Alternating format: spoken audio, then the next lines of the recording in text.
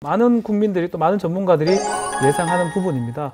자, 두 가지 같아요. 이른바 조국 사태를 두고 공정 이슈를 말하는 사람들이 있을 거고요. 또 한편에서는 이 검찰 너무 과잉 수사 아닌가, 또 언론과 같이 검찰을 바로 잡아야 한다. 검찰 개혁 목소리가 있을 것 같은데 말씀하시는 걸 들으니까 검찰과 언론이 의도한 대로 정말 잘 먹혔구나라는 생각이 사실 저는 들었어요. 원래 의도한 대로 잘 가고 있구나. 그들은 정말 좋아하겠다. 이런 생각이 좀 들은 게 뭐냐면 검찰 지금 이제 재판이 진행되고 있습니다만 이 재판에서 결과가 어떻게 나올지 사실은 두고 봐야 되고 근데 마치 뭐 인턴 증명서 발급이나 뭐 표창장 위조를 마치 기정사실화하는 보도들이 너무나 많이 있었고 저는 아니라고 판단이 날 수도 있다고 보거든요. 네. 조국 국면 관련해서 가장 궁금한 게 재판이 아직 결론이 안 났습니다. 이게 그렇게 결론 내기가 어려운 재판입니까? 이게 지금 정경심 교수 그 재판이 사실은 그 표창장 위조와 관련해서는 사무소 위조 굉장히 간단한 그 범죄이다. 보통 사무소 위조로 기소돼서 재판 오면 몇 번 하고 끝나죠. 저는 이 사건 다룰 때마다 그 문서 이거 위조한 거 그 작은 일이라는 표현 들을 때마다 저는 굉장히 좀 화가 나요. 부정 입학을 하기 위한 자료가 됐을 수도 있다라는 이게 왜 작은 일이어야 되는지 이런 표현이 그것도 그렇고 그냥 일반 가정에서 우리 아이 뭐 이거 입학 무슨 뭐죠 그 인턴 한 거 이런 거 한 장이 아니라 어머니가 대학교의 교수였는데 그 대학에서 관련된 어떤 자료가 나왔고 아버지가 서울대 교수였고 고위 공직자이고 저는 이것들이 연루가 됐다라면 이건 또 작은 일이 아닐 수도 있거든요. 그리고 또 한 가지 반론은 똑같은 원리로 이 작은 일을 왜 이렇게 길게 크게 만들며 이 작은 일에 왜 검찰 개혁이라는 것까지 같이 집어넣어서 국민들이 서초동에 나와서 광화문에 나와서 이런 일이 벌어졌으면 여기에 대한 해석을 같이 해야 전 그 답이 풀릴 것 같아요. 그 작은 일이라는 건 전체 형사 범죄를 놓고 봤을 때 사무소 위조라는 게 검찰이 그 정도의 시간과 인력을 투입할 정도의 사건이 아니다라는 의미인 거지 갖는 사회적 의미가 작다라는 얘기는 아닙니다. 그래서 비교를 해보면 검찰이 정말 모든 역량을 다 투입하고 있구나. 이게 지금 공판 준비 기일만 해도 4번인가 5번인가 거쳤거든요. 그리고 공판 준비 기일에서부터 검사들이 대거 나와가지고 뭐 변호사, 그러니까 이쪽 변호인 측, 피고인 측의 어떤 수사기록 열람이나 이런 것들도 다 막았었고 이러면서 이제 재판이 많이 지연됐죠. 그리고 본 재판으로 들어와서도 사실은 뭐 지금 검찰에서 뭐 공소사실과 관계없는 것들을 계속 이제 공개를 하면서 약간 공방이 있는 것 같고 그러다가 지금 재판장이 또 바뀌었어요. 어쨌든 지연이 조금 될 수밖에 없는 상황인 거죠. 그래서 여러 가지가 겹쳐서 재판이 아직까지 결론이 나진 않고 있는데 검사들 제가 알기로는 뭐 8명 넘게 들어왔던 걸로 알고 있거든요. 그렇게까지 들어올 사건이 전혀 아닙니다. 그리고 그러니까 검사들과 판사님들 사이에 뭐 고성이 오고 가고 뭐 보통 재판에 절대 그렇게 못 하거든요. 근데 그런 것들도 좀 무언가가 의도가 있지 않았겠는가 검찰 입장에서는 그래서 그런 생각을 좀 하게 될 수밖에 없는 지점인 거죠.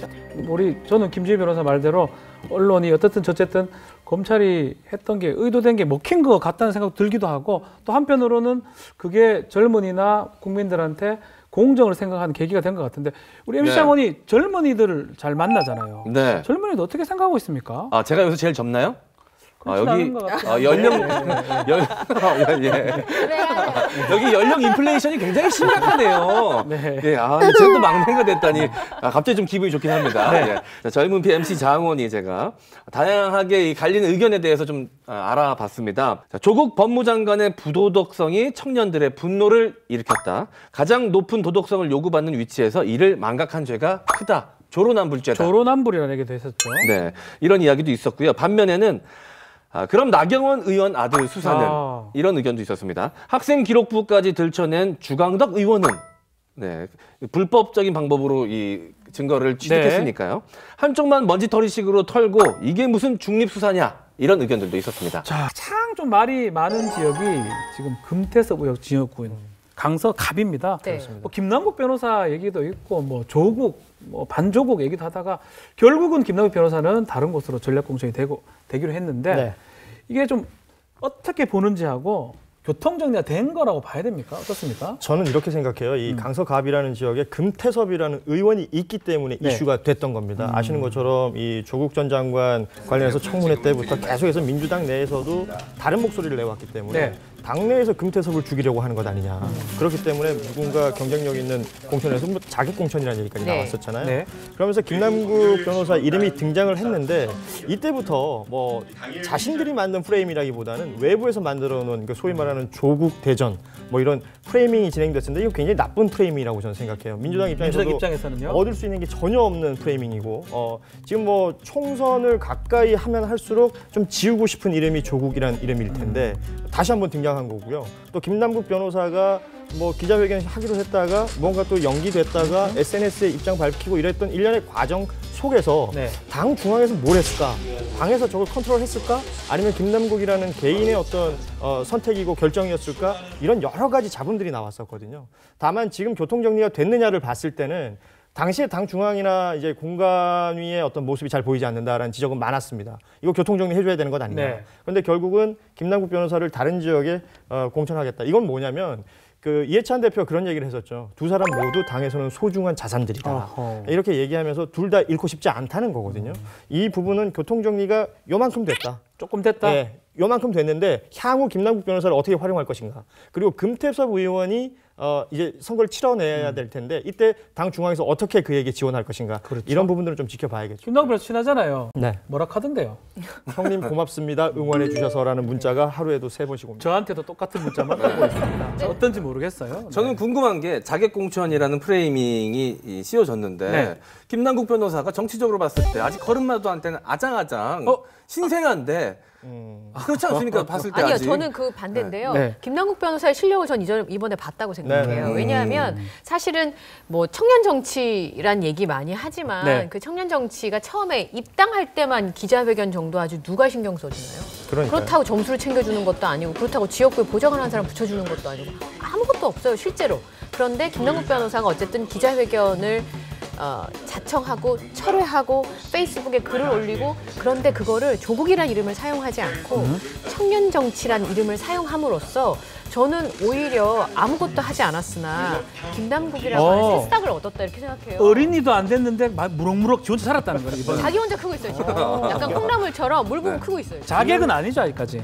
그건 모르겠어요. 네. 김남국 변호사의 정치적 경쟁력이 있느냐를 가지고 얘기를 많이 합니다. 네. 근데 저도 이번에 본 건 뭐냐면 제가 개인적으로 만나거나 아니면 방송에서 만났을 때 김남국이라는 사람은 정말 순수하고 귀엽잖아요. 순진하고 네. 귀여운 어떤 30대의 변호사였는데 이번에 정치판에서 보여줬던 모습은 자기 주관이 있고 네. 말씀하신 대로 이제 조국 프레임이라는 것을 뒤집어 엎어서 청년이라는 단어를 끌고 나온 그 한 방 뒤집어 엎어치기는 분명히 김남국 개인기로 해냈다. 네, 저도 그렇게 생각해요. 김남국의 개인기가 아니었으면 과연 누군가 멘토가 있거나 아니면 누군가 이제 또 조직이 있거나 이랬어야 되는데 지금 김남국 변호사한테 그게 없는 것은 정설로 얘기가 되고 있어요. 네. 개인기로 이겨낸 이 부분을 당에서는 과연 어떻게 활용할 것인가. 그래서 이 활용을 했을 때 김남국이라는 이 자산은 경쟁력이 있는가. 이번에 봐야죠. 자, 통틀어서 김남국, 뭐 강서갑, 통틀어서 의원경 평론가 봤을 때 잘 하고 있습니까? 잘 하고 있는지는 제가 평가하기 어려운데 저는 금태섭 의원을 남겨둔 건 잘한 거다. 그런 생각이 좀 들었던 게 뭐냐면 그 당이 얼마나 강한지는요. 네. 아무 목소리나 나와도 정리할 수 있으면 그건 강한 겁니다. 그렇죠. 왜냐하면 다 같은 색일 때는 그건 내가 허약하다는 의미거든요. 그러니까 다 단속을 할 수밖에 없는데 금태섭이라고 하는 이름 하나 정도는 이견이 있어도 우리는 우리 당으로 끌고 갈 수 있다는 건 그 리더가 얼마나 건강한지를 알 수 있는데 금태섭 의원을 남기면서도 김남국 변호사를 다른 곳으로 공천하겠다. 사실 그 개인기를 충분히 활용한 측면이 있어서 저는 이번 부분은 잘했다. 지도부에서 잘한 선택이라고 네. 생각합니다. 민주당의 역임인사로 들어와서 공천 받은 김용민 아하. 전도사라나요? 그 사람 아닙니다. 그분 아닙니다. 그 김용민 아니에요. 이거 피한 배 나온 김용민 아닙니다. 예. 제가 두 분 다 좀 알아가지고 좀 헷갈렸습니다. 변호사입니다. 예, 변호사입니다. 예. 아유. 저는 방송에서 전도사 처음 듣네요. 네. 실제 개그맨이시네요, 정말. 이건 진짜 헷갈린 거예요. 웃기려고 한 게 아닙니다. 이 김용민 변호사가 이 전략 공천 받은 곳이죠. 남양주 병. 네. 미래통합당의 주강덕 의원과 이 대결하게 됐는데 여긴 어떻게 보십니까? 최민희 전 의원이 이제 있었던 곳이기도 네. 하고 아마 박빙이 될 것 같아요. 제가 네. 봐도 아주 볼만한 지역이 아닌가. 뭐 지금 섣불리 예측하기는 어렵고요. 네. 일단은 두 사람의 곤곤일척의 싸움이 되지 않을까. 사실 언론에서는 검찰 개혁이 굉장히 중요한 어젠다이고 네. 그리고 아주 오랫동안 끌어왔던 어젠다인데 사실 정말 민심이 어떤지 진짜 궁금했었거든요. 보통의 사람들이 거기에 대해서 어떤 판단을 하는가. 그때 판단을 볼 수 있는 가늠자가 될 수 그렇죠. 있어서. 두 사람은 정반대예요. 검찰개혁 시각에서는. 아니 왜냐면 이게 각각의 지지층들한테 절대적 지지를 받고 있어요. 네. 검찰 네, 관련된 문제에 있어서는. 하나가 우리 사회의 맨 얼굴이었습니다. 적으로 고착화될 필요가 있다라고 생각을 합니다. 국민은 이제 조국을 잊고 경제와 민생에 전념하고 싶습니다. 근데 이게 예를 들어서 그 지역구 계신 분들이 야 나는 검찰 개혁에 대해서 주광덕에게 한 표야, 네. 김용민에게 한 표야 이렇게 결정하지는 않을 거예요.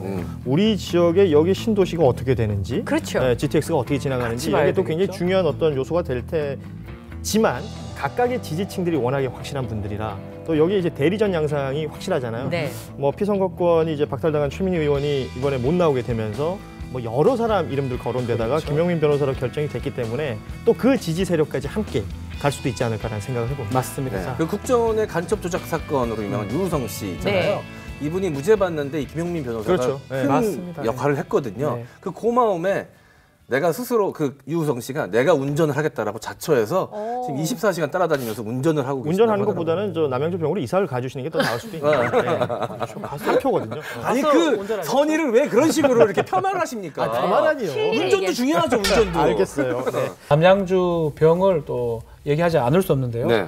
조국 저격수로 알려진 미래통합당의 주광덕 의원, 또 민주당에는 김용민 시사평론가 아니죠? 네. 김용민 변호사가 지금 출발했는데 두 사람 인지도가 네. 상당하죠. 저도 두 분에 대해서는 좀 잘 알고 있습니다. 네. 이 주광덕 의원 같은 경우는 제가 이 지역구에 행사를 개인적으로 많이 갔어요. 네. 그쪽에 연이 좀 있어가지고 행사를 가면 항상 그 행사장에 오십니다. 지역구 관리를 굉장히 열심히 하시는구나. 잘한다고 알려져 있어요. 왜냐면 가는 곳마다 계시니까. 네. 행사 끝까지 다 계시든가요? 중간에 가시든가요? 그건 말씀드릴 수 없습니다.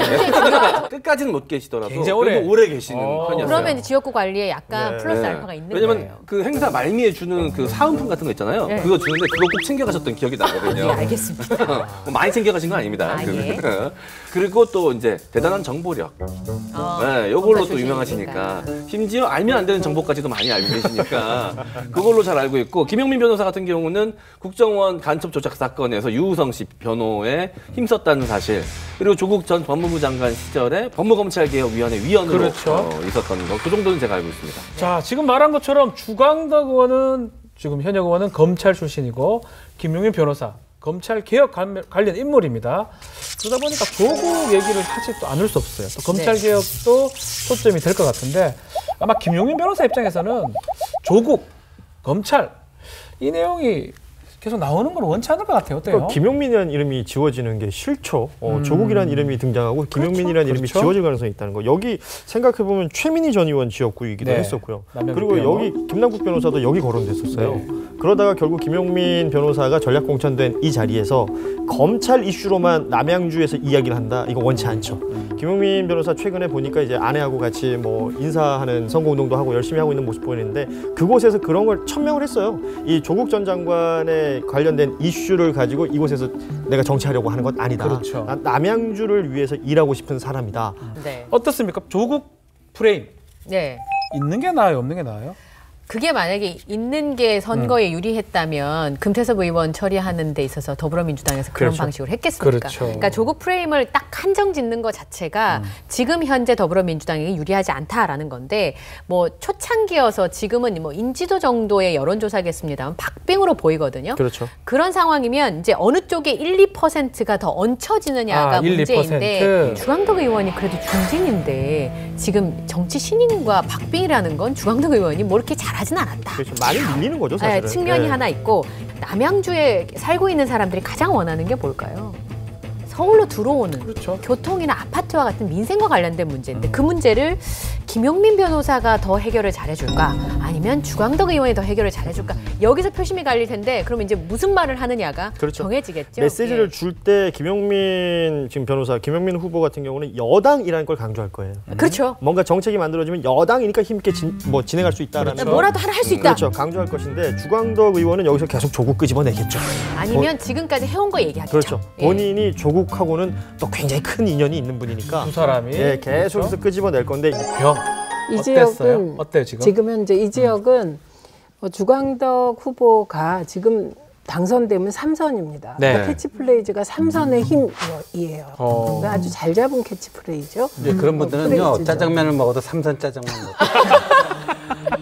그런데 그러니까 여기도 역시 너무 잘 아는 거예요. 지역구에서 네. 이분을. 예. 상대적으로 김용민 후보 같은 경우는 전략공천 받아서 온 지 지금 얼마 안 됐죠. 두 달 된 예. 거죠. 그러니까 이분을 잘 모르는 거예요. 그래서 이건 안심번호 여론조사도 박빙이라고 합니다. 그래서 끝까지 이게 엎치락뒤치락 할 거다. 투표 과정에서라고 그 선거 전문가들이 한결같이 얘기하는 지역이죠. 남양주평. 예, 그런데 저는 민주당 쪽이 더 열심히 뛰어야 될 거다. 이 지역. 어렵다, 쉽지 않다. 대신 여긴 다산 신도시가 들어와서 젊은층 유권자가 한 3만 명 정도 유입됐습니다. 네. 그러니까 그게 긍정 요인이긴 한데 그래도 열심히 뛰어야 되는 지역으로 봅니다. 근데 여론조사가 붙어 있다는 거는요. 여당 후보가 마이너스 5 정도 해야 되니까 사실상 뒤진다는 거예요? 봐야 된다고 봐요, 저는. 그다음에 그 조국 프레임, 조국 얘기를 하지 않을 수 없는 지역구네요, 네, 여기는. 조국 저격수 대 조국 변호사, 그렇죠. 조국 수호 대 이 프레임인데 이 프레임이 그 김용민 후보에게 그게 득이 될지 실이 될지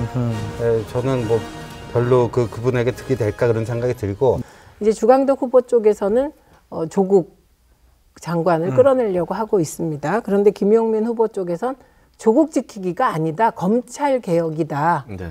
이렇게 하고 있어서 아니 조국 수호가 검찰 개혁이라고 그랬잖아요. 그때. 누가요? 아니 작년 서초동 아니, 우리가 서초동 집회 구호가 8자 8자 구호가 조국 수호 검찰 개혁 아닙니까? 그거랑 똑같은 거예요. 근데 왜 아니, 똑같지 검찰 않죠. 개혁을 외쳤지 조국 수호는 안 외쳤다. 아니 그러니까 지금 프레임을 반만 선거가 그래도 그렇게 말을 바꾸면 안 되죠. 조국 수호가 어떻게 검찰 개혁입니까? 아니, 그거에 동의하는 사람 없어요. 예.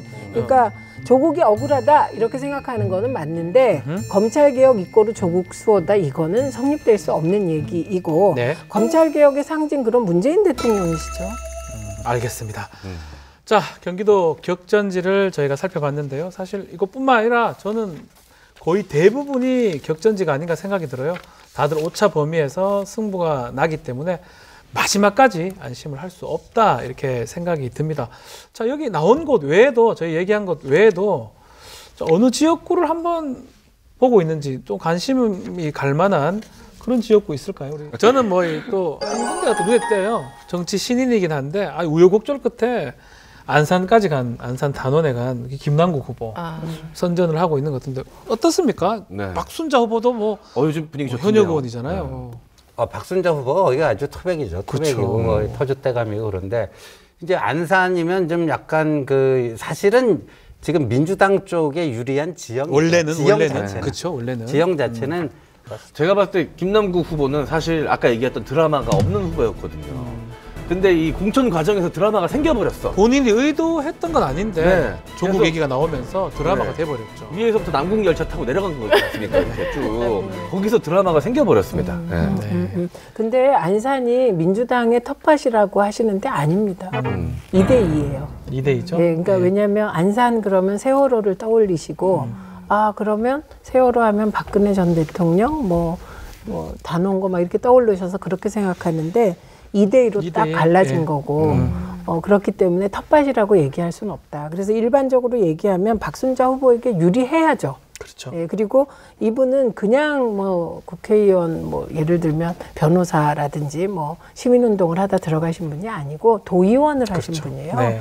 그 시도의원을 하신 분들이 지역구에 연고도 있고 탄탄하잖아요. 그래서 사실은 위원장도 했고요. 그렇죠. 그리고 이분은 또 한 번은 또 지도부를 강하게 어필도 하고 그러니까 여장부 같은 느낌이 좀 있습니다. 근데 현재는 김남국 후보가 친화력으로 그걸 돌파하고 있는 것 같습니다. 이분이 길거리에 가면 아무나 그냥 길바닥에서도 넙죽 자꾸 형이라 그래요. 절을 하는 그러니까 모두를 형이라 그러고 모두를 누나라고 그래요. 내려오자마자 누나 저 좀 도와주세요 막 이런데요.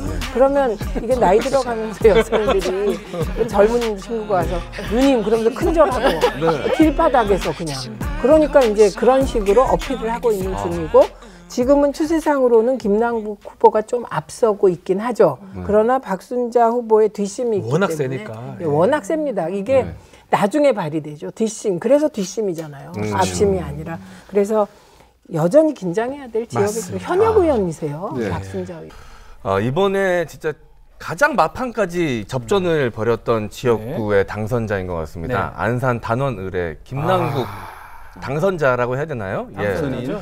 사실 이 안산 단원을의 자리 잡기까지 그 과정도 굉장히 지난했던 그 과정이 있었거든요. 그리고 이 삼선의 박순자 의원을 만났는데 막강한 상대였습니다. 진짜 막판까지 이 결과를 예측하기 힘든 대결이었는데 신승을 거뒀습니다. 이 김남국 후보 경우는 총선 당일 갑자기 검찰에 김남국 후보가 고발되면서 동시에 검찰이 수사팀을 꾸렸다고 발표를 했습니다. 그래서 이게 주말에? 사실 아니 총선 당일날. 그래서 이게 검찰이 이렇게까지 총선에 개입하나?